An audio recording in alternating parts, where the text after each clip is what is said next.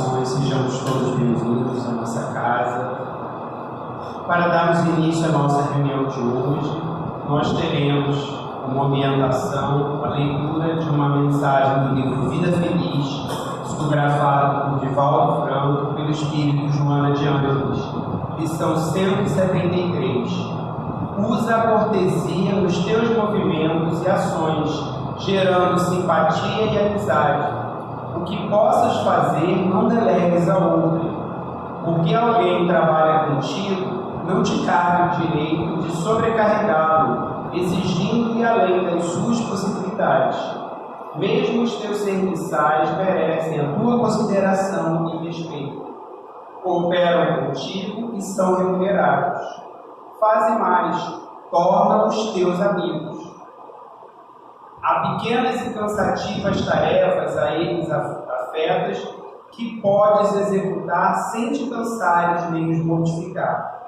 No trato com eles, usa as expressões por favor e muito obrigado, desse modo, educando-os mais e espalhando afeição em torno dos teus passos.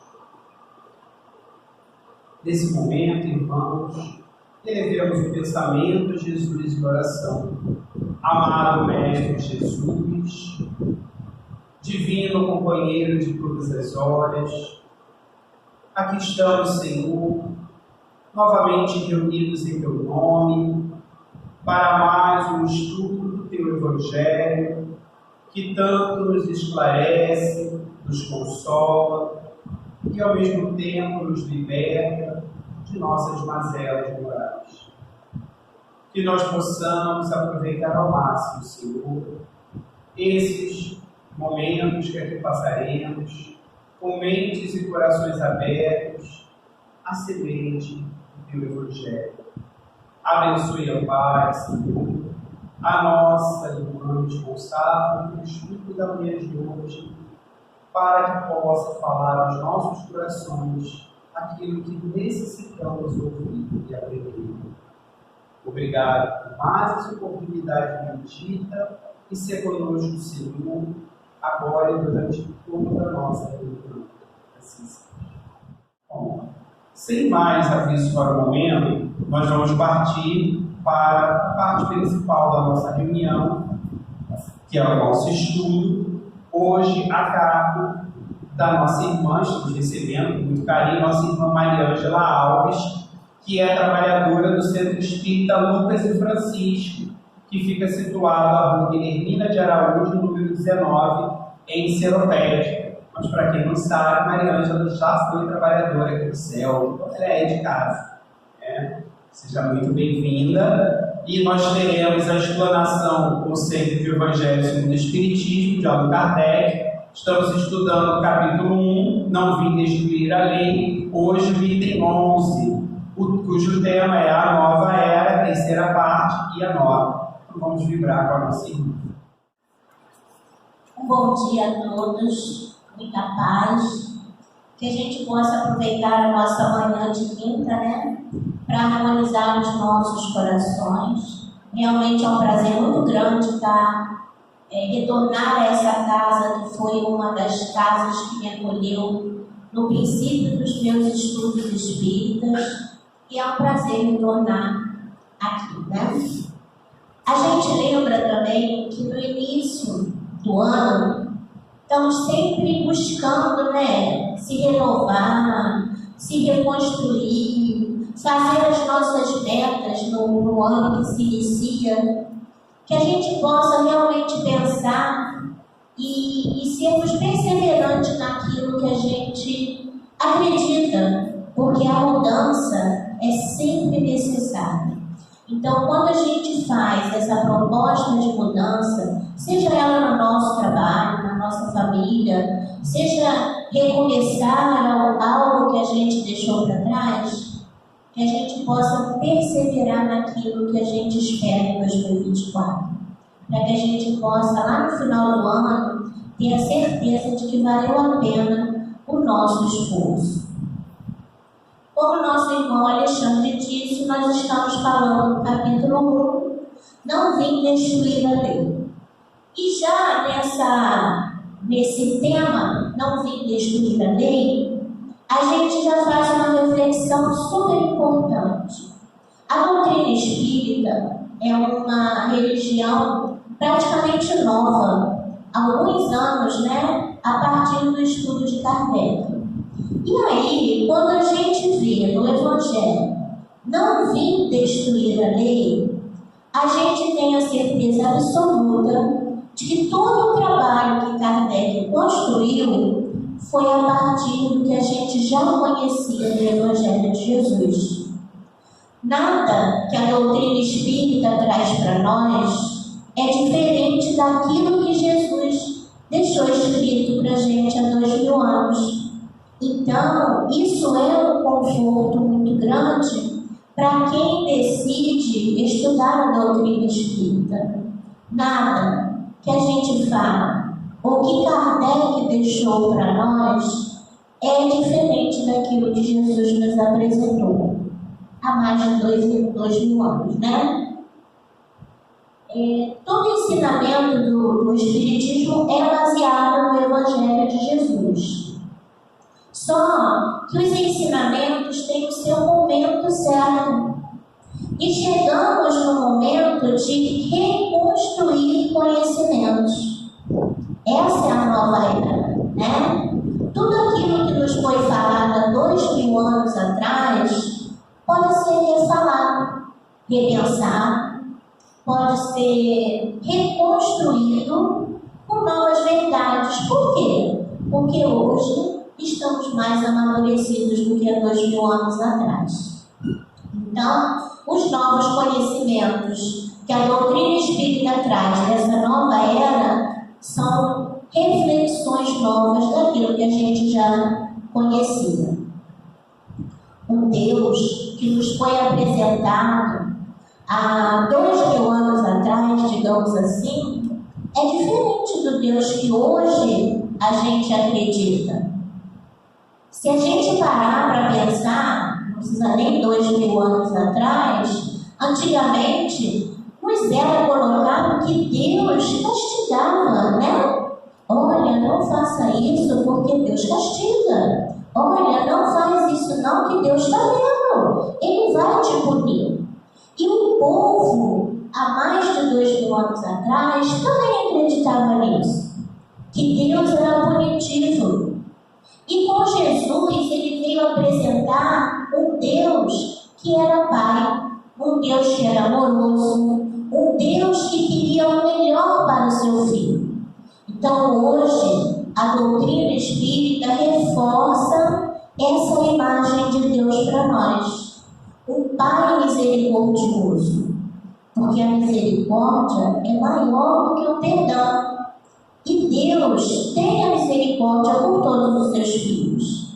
Então, hoje, o Deus que conhecemos é diferente daquele que nos foi apresentado há 2000 anos. É um Deus que nos ama verdadeiramente e a sua misericórdia é infinita nas nossas vidas. Por isso, a gente precisa de mudança. Mudança de pensamento, mudança de certezas, porque nós somos cheios de certezas, né? Mas a gente precisa mudar as nossas certezas e as nossas verdades, a partir daquilo que a gente ouve, daquilo que a gente entende e a partir do nosso próprio amadurecimento com relação ao conhecimento.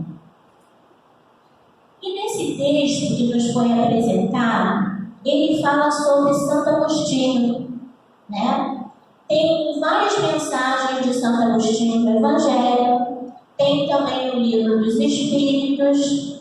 Só que Santo Agostinho é conhecido pela Igreja Católica como o pai das igrejas, né? Ele veio de uma era denominada patrística, era onde foram construídos os pais da igreja. E Santo Agostinho foi denominado esse pai da igreja. E hoje ele é o grande divulgador da doutrina espírita. Ele reforça os conhecimentos que Kardec trouxe para nós a partir dos estudos que ele fez, né? há mais de 200 anos, né? Atrás que Kardec começou esse estudo.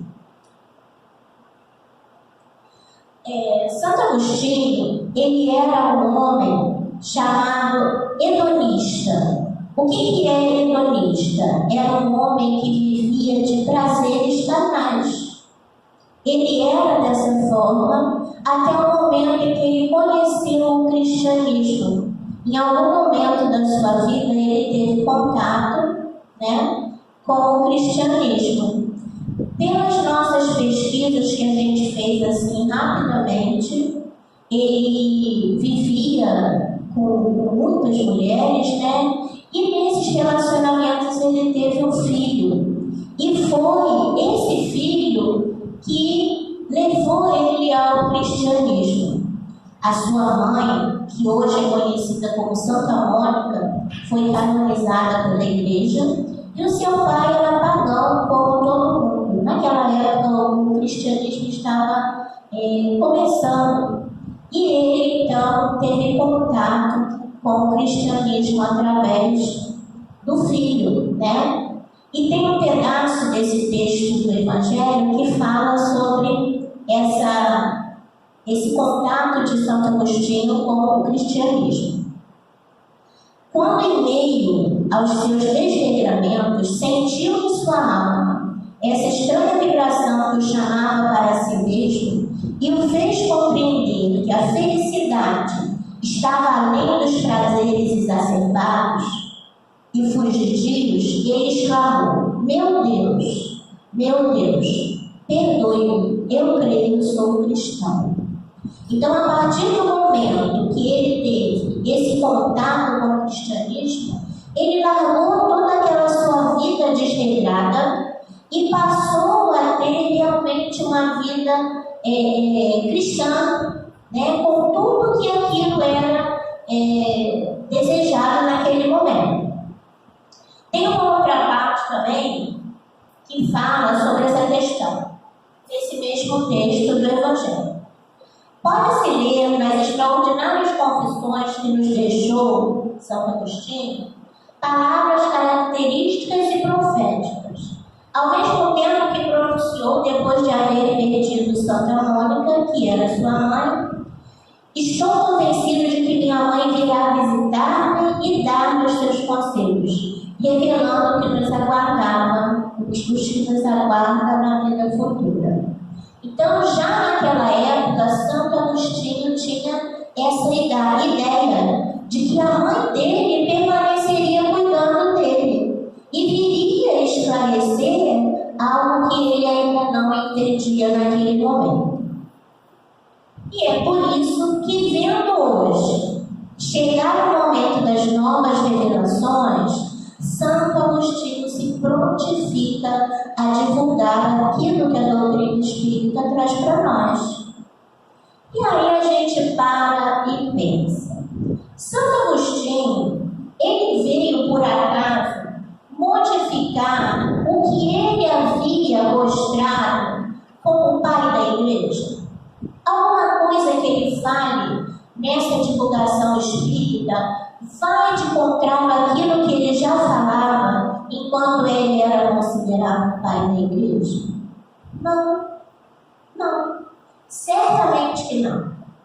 Mas, como tantos outros espíritos, ele vê hoje com os olhos do espírito, né? Ele passou o tempo que ele se tornou cristão, ele estava encarnado. Hoje, no mundo espiritual, a sua visão é diferente. A sua visão é muito mais ampla e o conhecimento que hoje ele tem já é muito maior do que o que ele tinha na época em que esteve ali no planeta Terra. Então, ele não podia ver o que ele vê hoje porque ele estava encarnado no corpo de homem. A sua alma liberta percebe novas claridades. Hoje a visão dele é diferente e compreende o que antes ele não conseguia compreender. Novas ideias revelaram o verdadeiro sentido de certas palavras. Hoje em dia, se a gente parar realmente, quem faz o estudo da doutrina espírita tem essa certeza que nada que nos é apresentado é diferente daquilo que a gente já conhecia com o Evangelho de Jesus.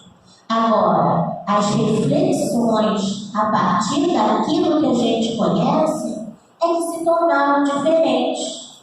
Hoje eu posso refletir muito mais naquilo que eu já conhecia do que anteriormente.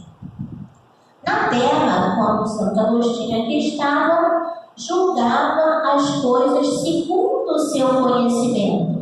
E é o que nós fazemos também, não é? Antigamente a gente julgava a Deus de acordo com os conhecimentos que a gente tinha. Hoje, o nosso conhecimento de Deus é diferente. E aí a nossa visão, a nossa forma de olhar Deus também é diferente. Na Terra, julgava as coisas segundo o conhecimento, mas quando uma nova luz se fez para ele, pôde julgar com mais clareza. A partir da perda do corpo físico e as verdades que foram construídas a partir disso, pôde dar a Santo Agostinho uma nova visão. E, na verdade, é isso que acontece com todos nós. Nós estamos temporariamente no corpo de carne. E, na verdade, essa não é a nossa vida real, né? Somos espíritos imortais no corpo de carne temporariamente. O conhecimento que trazemos hoje é mínimo. É mínimo. E ainda temos o nosso corpo físico que nos torne pensamentos, gestos, sensações e tudo mais. E nós estamos no corpo de carne com que objetivo? O nosso progresso moral, né? Alcançar a perfeição. Nossos conceitos devem ser revisados a todo momento. O próprio Kardec, no seu estudo e na construção da doutrina espírita, nos alerta que a doutrina espírita não traz a verdade absoluta. E que se em algum momento o que a doutrina espírita trouxer for diferente do que o que a ciência apresenta, que a gente fique com a ciência.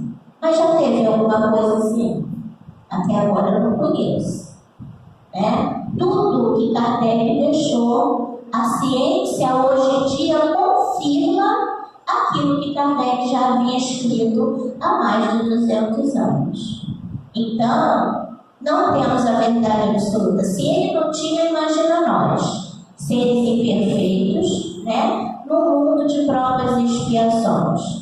Então, nós precisamos estar em constante transformação e não sabemos absolutamente nada. Estamos só iniciando a nossa trajetória nessa vida espiritual que nos espera, né? Por isso ainda estamos no planeta de provas e expiações.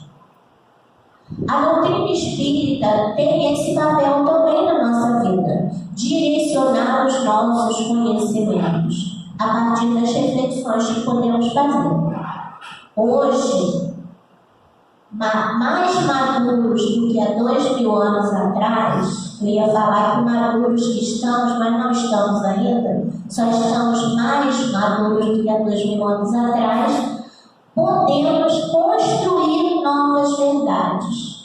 Podemos elaborar novos conceitos. E essa é a nova era.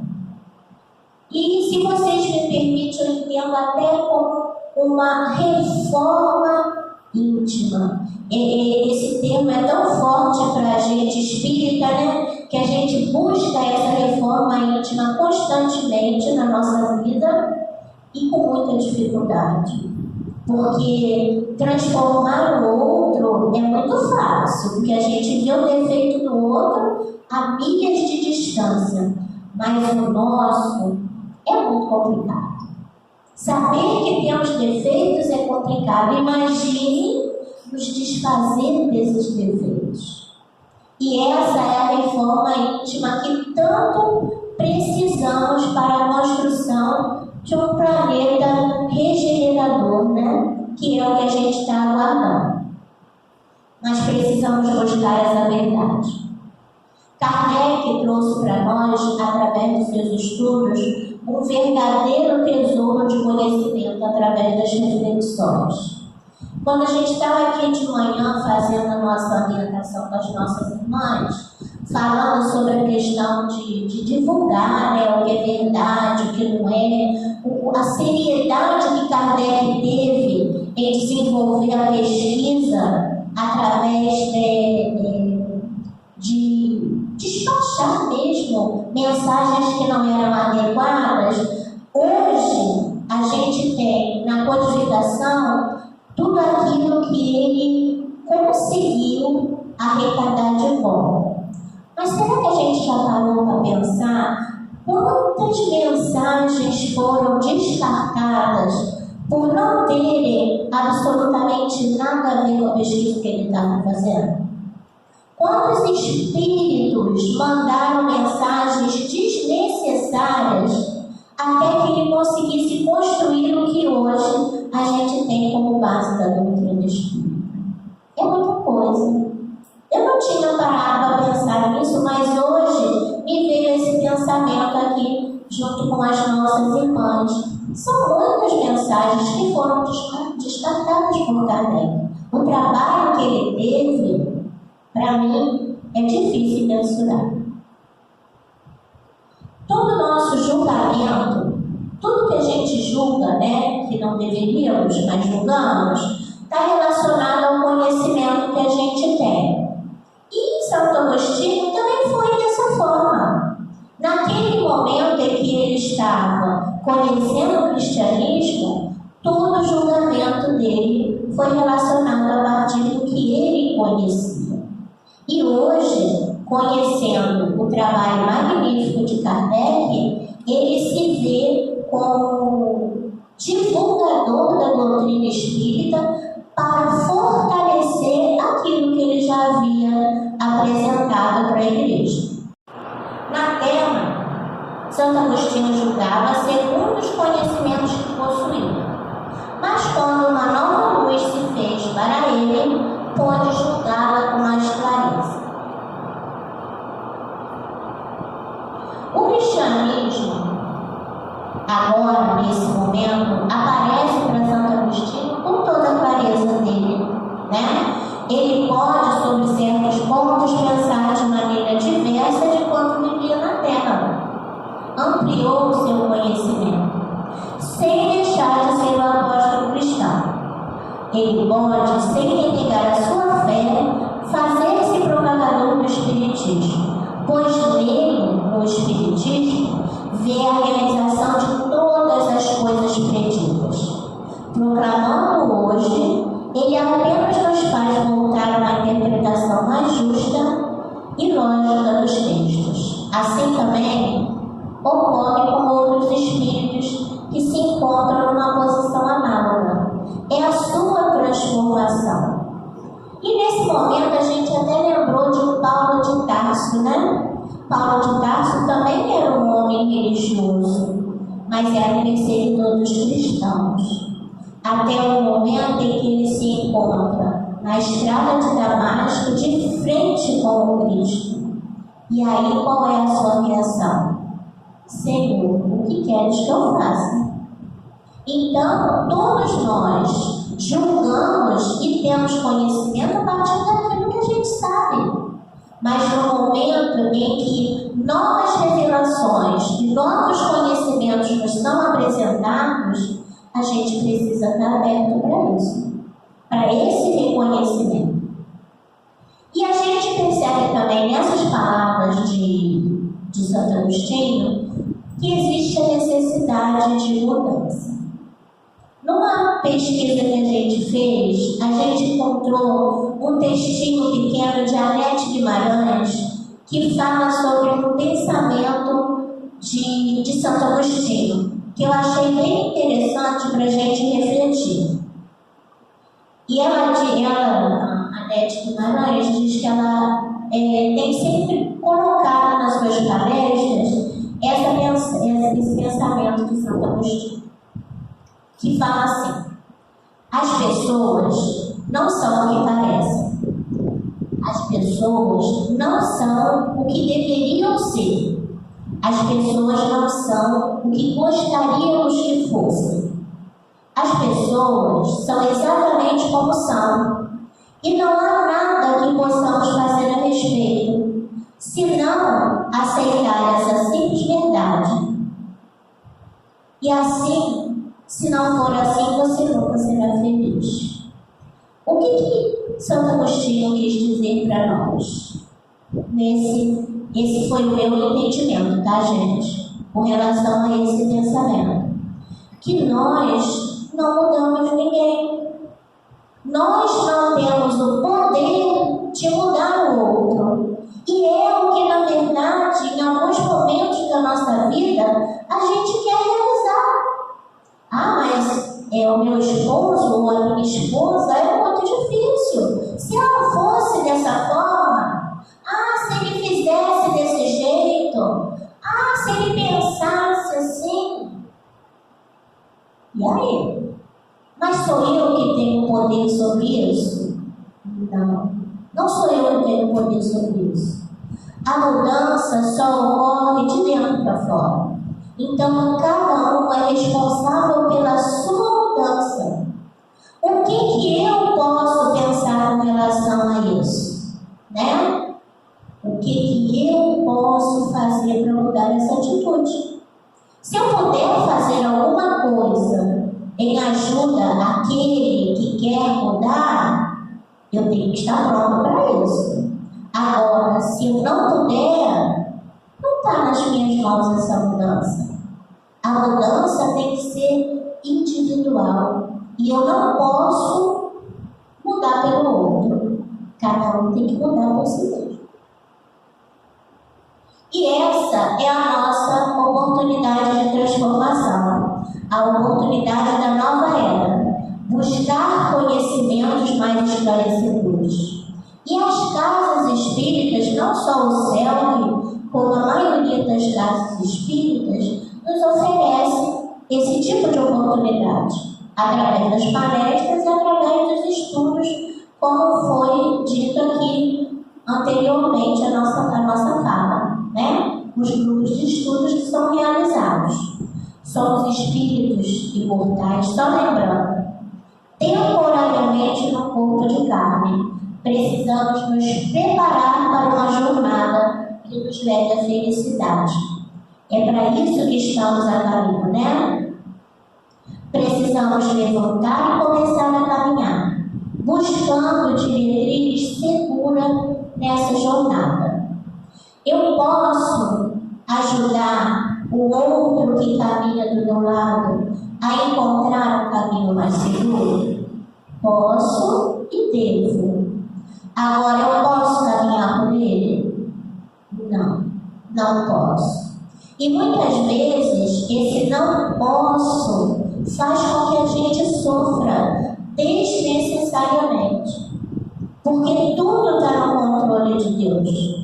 Tudo está na vontade de Deus. Então, eu não posso sofrer pelo que o outro ainda não quer.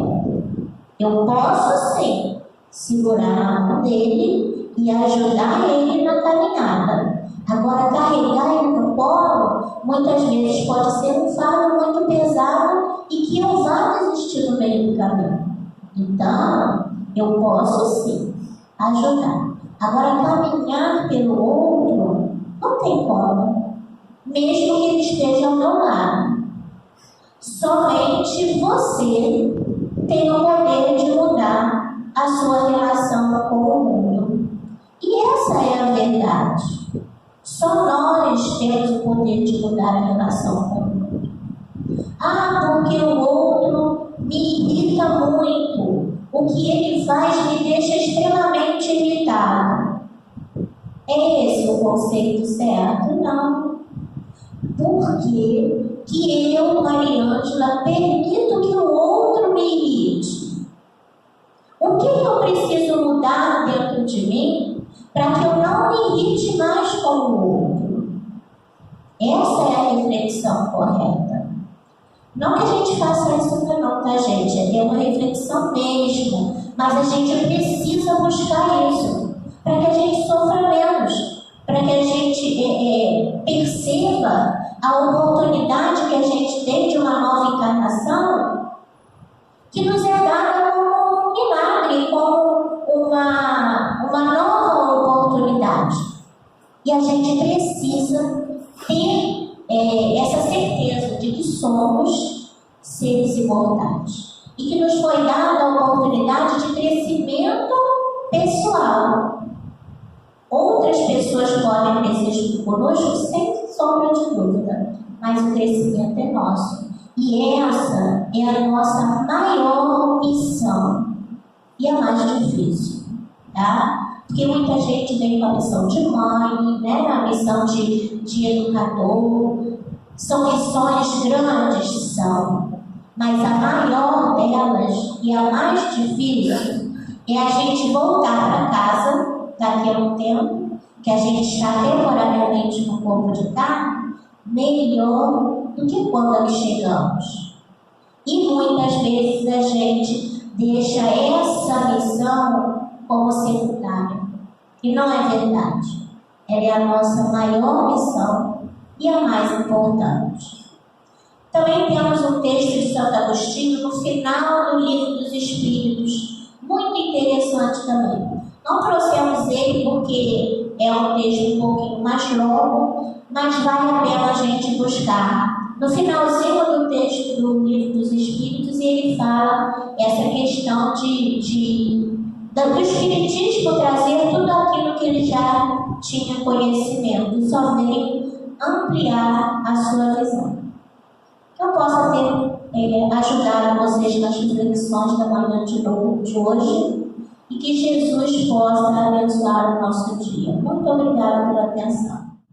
Nós agradecemos a nossa irmã Mariângela pelo estudo da manhã de hoje, rogando a Jesus que ampare suas tarefas na seara do Cristo.